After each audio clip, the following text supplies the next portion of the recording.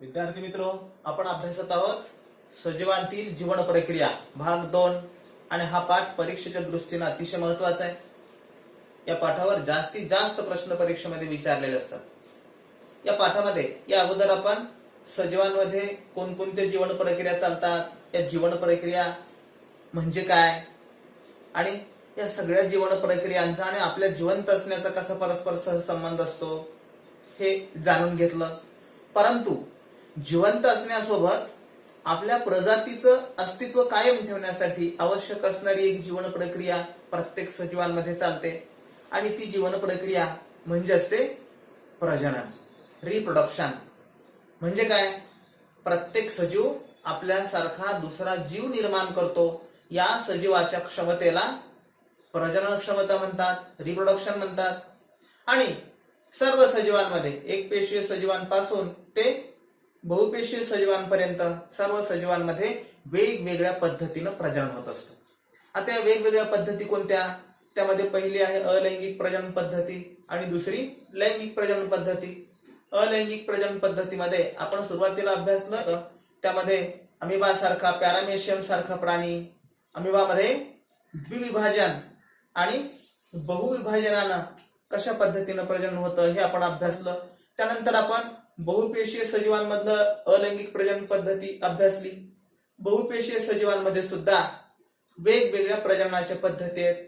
त्यामध्ये आपण सुरुवातीला अभ्यासली खंडीभवन, पुनर्जनन, मुकुलायन आणि शाकीय प्रजनन पद्धतीने होणारं प्रजनन, या पद्धती आपण अभ्यासल्या। त्याचबरोबर बीजाणू निर्मिती, म्युकर सारख्या वनस्पतीमध्ये बीजाणू निर्मितीद्वारे देखील प्रजनन घडून येतं। आणि आता आपल्याला अभ्यासायचंय लैंगिक प्रजनन म्हणजे काय। आता लैंगिक प्रजनन कशाला म्हणतात? आपण अलैंगिक प्रजनन म्हणजे काय हे अभ्यासलं, तर तुम्हाला परीक्षेमध्ये फरक स्पष्ट करा असा प्रश्न विचारला जातो 2 मार्काला। लैंगिक प्रजनन आणि अलैंगिक प्रजनन म्हणजे काय? अलैंगिक प्रजननामध्ये काय असतं? भिन्न पेशींच्या संयोगाविना म्हणजे युग्मक निर्मिती विना किंवा 2 भिन्न पेशींच्या संयोगाविना ज्या सजीवांमध्ये आपल्यासारखा दुसरा जीव तयार केला जातो ती त्या सजीवाची प्रजनन पद्धती म्हणजे असते अलैंगिक प्रजनन पद्धती। तर लैंगिक प्रजननामध्ये काय असतं? स्त्री युग्मक आणि पुयुग्मक या 2 भिन्न पेशींमध्ये संयोग होऊन नवीन युग्मनज तयार होत असेल तर या पद्धतीला लैंगिक प्रजनन पद्धती म्हणतात। आणि बहुपेशीय सजीवांमध्ये या लैंगिक प्रजनन पद्धतीच्या सहाय्याने सजीव प्रजनन करतात। या प्रजनन पद्धतीमध्ये 2 टप्पे आहेत।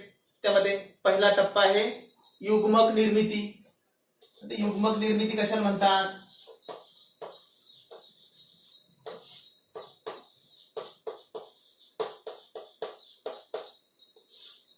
याला गॅमेट फॉर्मेशन देखील म्हणतात। आता या ठिकाणी एकगुणित पेशीपासून अर्धगुणित पेशी तयार होतात आणि ही प्रक्रिया अर्धगुणसूत्री विभाजनाने होते। म्हणजे या प्रक्रियेमध्ये अर्धगुणी युग्मकाची निर्मिती होते। कसं? जर हे 2n असतील तर याच्यापासून 1n म्हणजे अगोदर 2 याच्यामध्ये गुणसूत्र आहेत तर 1 गुणसूत्र तयार होतो। याला युग्मक निर्मिती म्हणतात। एकगुणित अर्धगुणसूत्री विभाजनानं विभाजन होऊन गुणसूत्रांची संख्या निम्मी होते आणि अर्धगुणी युग्मक तयार होतात। म्हणजे जे तयार झालेले युग्मक आहे त्याच्यामध्ये अर्धे गुण असतात आणि जनकामध्ये मात्र हे जनक द्विगुणित असतो आणि तयार होणारं युग्मक हे एकगुणी असतं। याच्यामध्ये एकच गुण असतो म्हणजे हे हॅप्लॉइड असतं आणि हे मात्र डिप्लॉइड आहे। या पद्धतीनं ही युग्मक निर्मिती होते। तर याच्यामधला दुसरा टप्पा आहे, दुसऱ्या टप्प्याला म्हणतात फलन। फलनाचा दुसरा टप्पा आहे, याला म्हणतात फर्टिलायझेशन। हे फर्टिलायझेशन म्हणजे काय? आता या फलनामध्ये काय होतं? या ठिकाणी एक गुणित स्त्री युग्मक आणि एक गुणित पुयुग्मक यांचा संयोग होऊन द्विगुणित युग्मनजाची निर्मिती होते.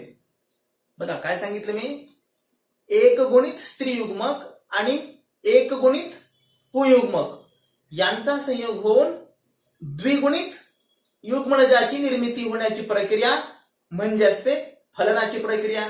आणि बहुपेशीय सजीवांमध्ये याच 2 टप्प्यांमधून लैंगिक प्रजनन पार पाडले जात असतं.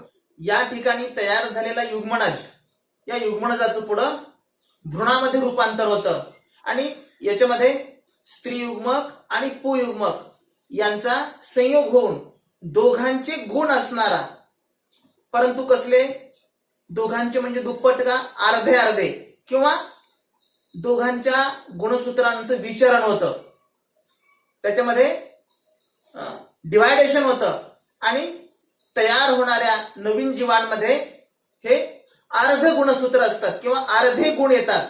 यामुळं तयार होणाऱ्या नवीन जीवांमध्ये जनकासारखे काही गुण असतात तर जनकापेक्षा काही वेगळे गुण असतात.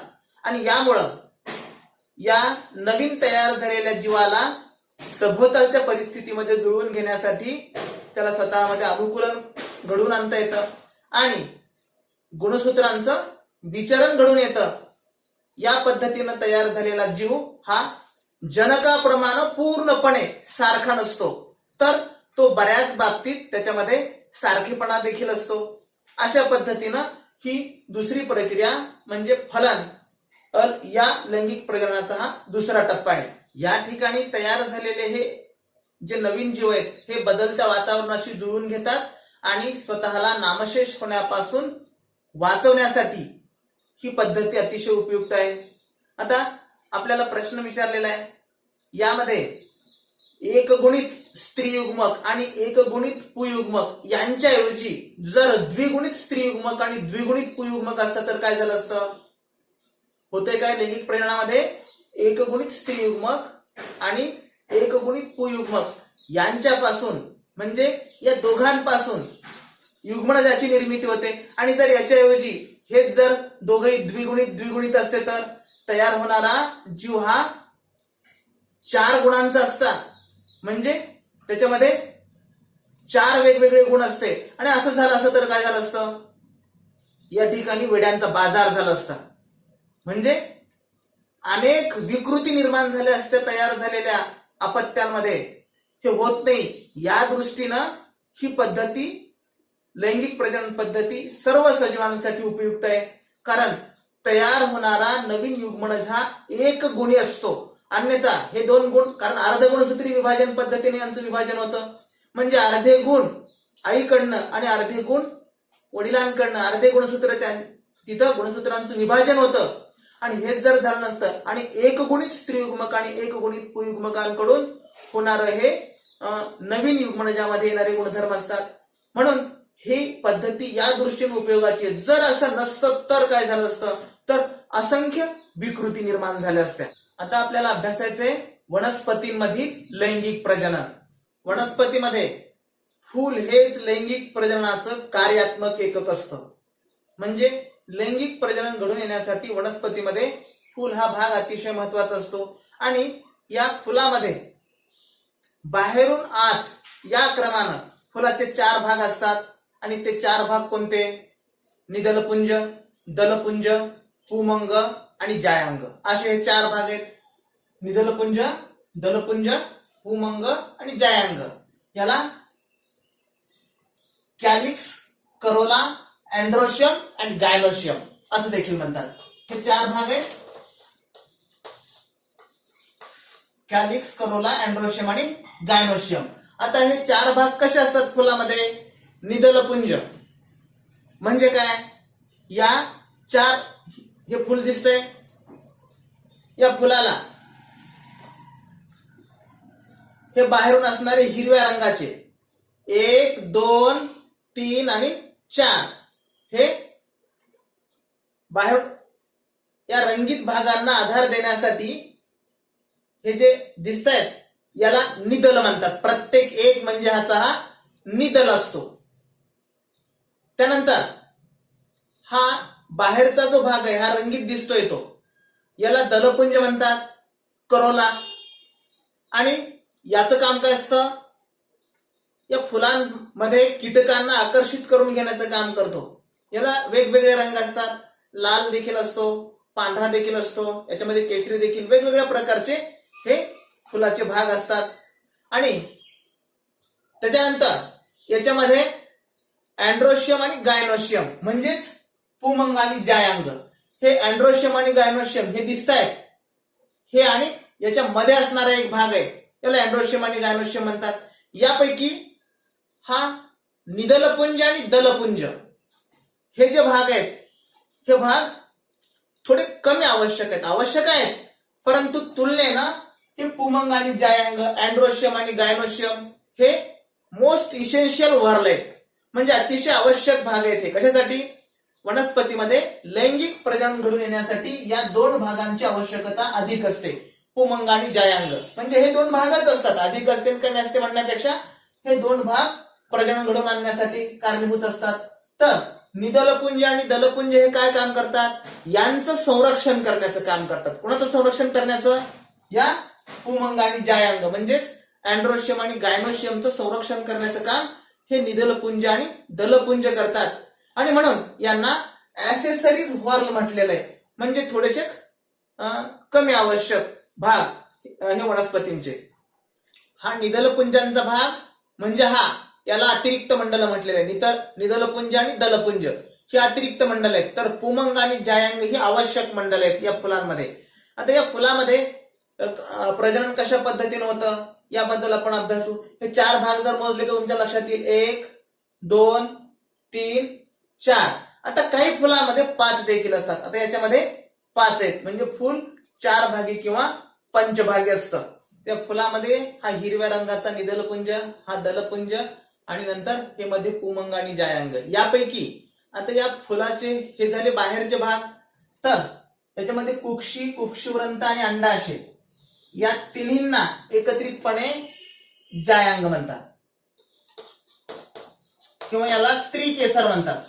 तर परागकोश आणि व्रंत या दोघांना मिळून पुमंग म्हणतात. म्हणजे हा स्त्री केसर आणि हा पुंकेसर. आता हे नेमके कुठं असतात, ही कुक्षी म्हणजे वरच्या भागामध्ये असणारा हा चिकट भाग असतो. याच्यावर जर परागकण पडले तर परागकण ह्या याच्यामधून, कशामधून, हा कुक्षिवृंत आहे, या कुक्षिवृंतामधून याच्या खाली फुगीर असा अंडाशय हा भाग असतो. तुम्हाला नंतर आकृतीमध्ये दाखवलं जाईल, या ठिकाणी जरी स्पष्ट नाही दिसला तरी. तर परागकोश आणि व्रंत हे याच्यामध्ये असणारे परागकोश आणि व्रंत तुम्हाला आकृतीत दाखवले जातील. त्या दोघांना एकत्रितपणे पुमंग म्हणतात. आता याच्यामध्ये जर आपल्याला दिसले सहजासहजी तर आपण पाहण्याचा प्रयत्न करू. हे मी बाहेरचे काय काढतोय, दलपुंज, आणि दलपुंजाच्या बाहेरून हे हिरव्या रंगाचे ते कोण, निदलपुंज. आणि याच्यामध्ये अंडाशय हा भाग असतो जो स्त्री केसराचा भाग असतो, आणि कुक्षीवर परागकण पडल्यानंतर तिथं रुजतात आणि या कुक्षिवृंतामार्फत अंडाशयापर्यंत येऊन पोहोचतात. आता वनस्पतीमध्ये, काही वनस्पतीमध्ये फूल हे एकलिंगी असतं. एकलिंगी असतं म्हणजे त्याच्यामध्ये फक्त हेच भाग असतात, कुक्षी, कुक्षिवृंत आणि अंडाशय. तर काही फुलं ही द्विलिंगी असतात, म्हणजे दोन्ही भाग. आता उदाहरणार्थ हे जास्वंदाचं फूल, त्याच्यामध्ये कुक्षी, कुक्षिवृंत आणि अंडाशय हे भाग आहेत. दिसते का हे व्यवस्थित?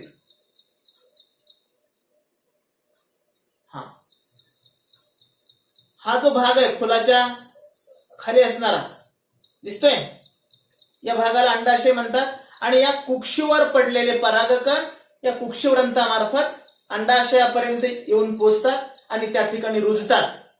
ही पद्धती या फुलांमधली लैंगिक प्रजनन पद्धती आहे. जर एकाच फुलामध्ये पुमंग आणि जायांग ही दोन्ही मंडल असतील तर अशा फुलाला उभयलिंगी फुल म्हणतात. या आता दाखवलेल्या चायना रोज म्हणजे जास्वंदाच्या फुलामध्ये दोन्ही पैकी एकच मंडल असेल तर अशा फुलाला एकलिंगी फुल म्हणतात. आणि जर पुमंग असेल तर मग ते नर फुल, आणि जायांग असेल तर ते मादी फुल. तर बऱ्याच फुलांमध्ये आधारासाठी देठ असतो. आता दाखवलेल्या फुलामध्ये देखील आधारासाठी देठ होता. त्याला पुष्पवृंत म्हणतात आणि पुष्पवृंती फुलं म्हणतात. अशा देठ असणाऱ्या, तर देठ नसणाऱ्या फुलाला स्थानबद्ध फुलं म्हणतात. तर प्रत्येक पुंकेसरामध्ये एक लांब व्रंत देखील असतो, ते आपण पाहिलं. म्हणजे परागकोश आणि व्रंत यांच्यापासून या फुलाचा पुमंग हा भाग तयार होतो आणि हा फुलाचा पुल्लिंगी भाग असतो. परागकोश व व्रंत यांचा समावेश याच्यामध्ये असतो. परागकोशात परागकणांची निर्मिती होते आणि हे परागकण पुयुग्मकाची निर्मिती करतात. तर परागकोशाचं देठ म्हणजे त्याला व्रंत असं म्हणतात.